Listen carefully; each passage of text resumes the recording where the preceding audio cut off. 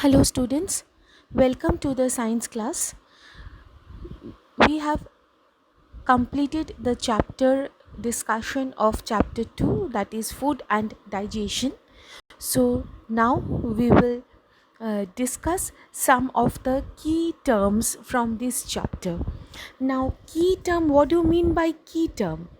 Key term basically means the important terms which you had seen or which you had learned after studying the entire chapter. Okay, so this is known as the key term. Now we will learn some of the important key terms of this chapter. So first one is the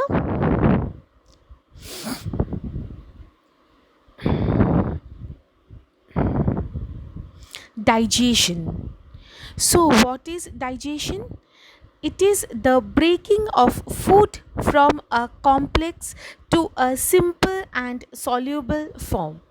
That means it is the entire process in which the food is taken, it is broken down into simple substances which can be easily absorbed by the body, which can be utilized by the body, and after utilization, after absorption, whatever part left, that has to go out of the body. So the entire process is known as the digestion. In the picture shown also, you can see the entire food processes along with the different organs taking place in the process of digestion. Next is the esophagus or food pipe. So the esophagus or food pipe is the connecting route or connecting pipe in between the mouth and the stomach.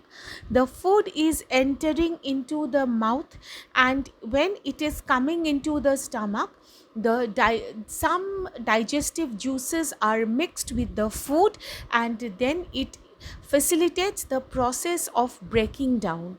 So ultimately there is a pathway or there is a bridge type of structure present through which the food particle come from mouth to the stomach, and that brief food tunnel or a connection or a bridge like structure is known as the esophagus.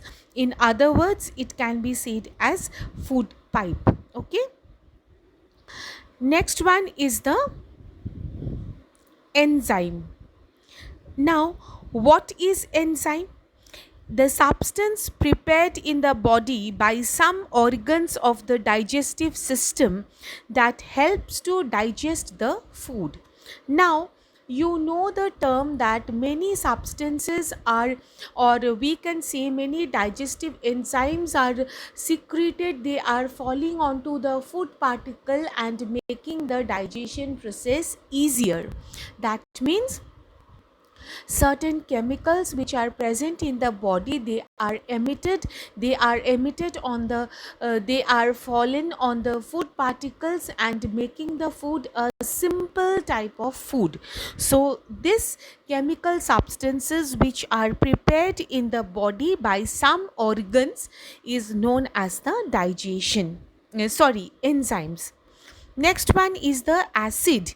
Acid is a liquid that can dissolve most of the solid. As if now, just keep it in mind, acid is the substances which can dissolve all the most of the solids. Next is starch.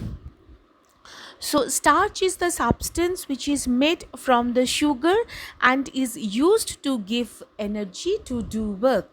We have heard the sugar gives rise to starch, and so the starch particles whichever is present in the body, they give or breaking of the starch give the energy. Next is term what we have learned is disease. Disease means actually an unhealthy conditions of the body when it is unable to function properly. That is, it is an abnormal condition of the body or unhealthy condition of the body when it is not doing its proper function. That means it is deviating from its proper functioning. This is called as the disease. Now so we can say deviation from the normal condition of the body gives rise to an unhealthy situation or unpleasant condition, which is called as the disease. Next one is the virus.